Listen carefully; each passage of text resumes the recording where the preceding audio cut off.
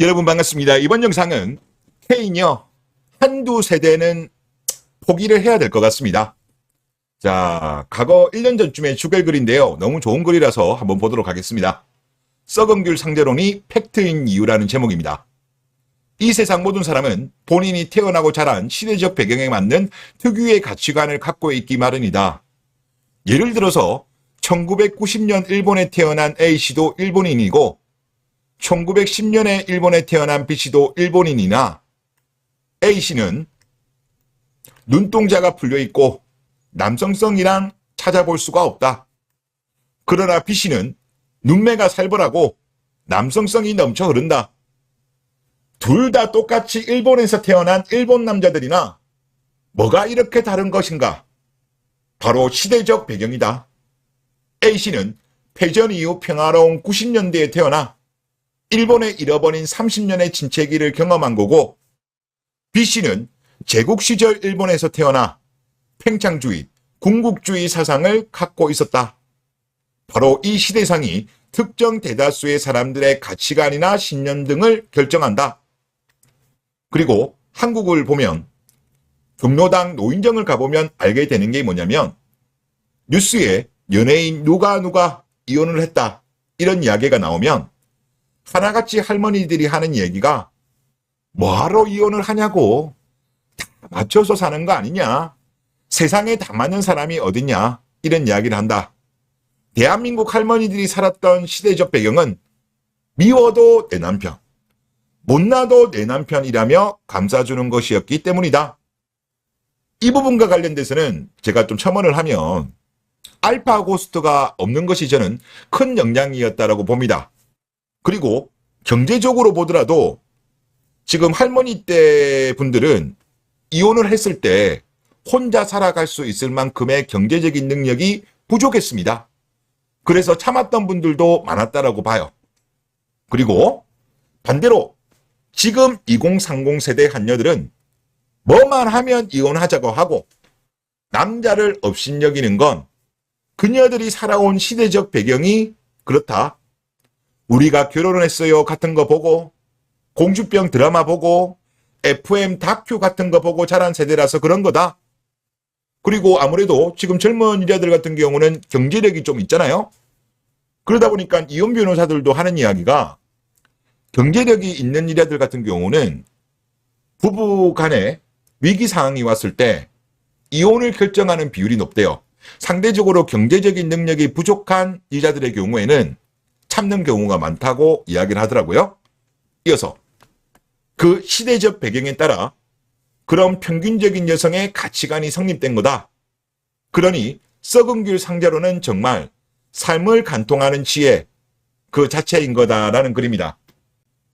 그리고 이거는 아리스토텔레스가 이야기했던 것처럼 인간은 사회적 동물이라는 말과 저는 똑같다라고 봐요.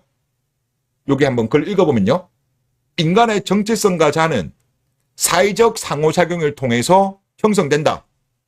사람은 타인과의 관계 속에서, 여기서 타인이라고 한다면 썩은 귤 상대론으로 접목하면 썩은 귤을 이야기할 수 있겠죠. 시연할 수 있을 것 같아요. 즉 썩은 귤과의 관계 속에서 자신을 이해하고 자아를 구축하며 사회적 역할을 학습한다는 거죠. 그리고 헤겔 같은 경우도 정신천상학에서 이런 이야기를 했더라고요. 인간의 자아인식이 타인과의 관계를 통해서 형성된다. 여기서 타인도 주변에 썩은 귤, 타인이 있다라고 한다면 당연히 타인과의 관계를 통해서 자아인식에 영향을 준다는 이야기겠죠. 그리고 이러한 사회적 상호작용이 개인의 의식을 형성하고 발전시키는 중요한 요소다. 헤겔이 이렇게 봤더라고요.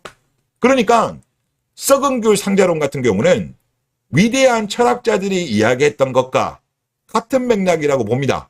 그래서 정리를 하면 어차피 한 세대는 보통 비슷한 생각을 가지고 있잖아요.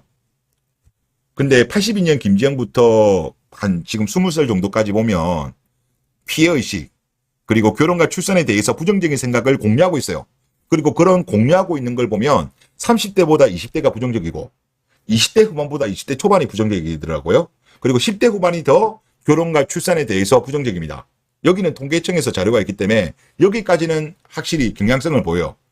그런데 그 밑에 친구들이라도 좀 괜찮아지면 괜찮은데 그 밑에 친구들의 엄마는 누구냐? 82년 김정입니다. 딸들 같은 경우는 엄마들의 영향을 많이 받기 때문에 아마 부정적인 인식을 많이 심어줄 거예요.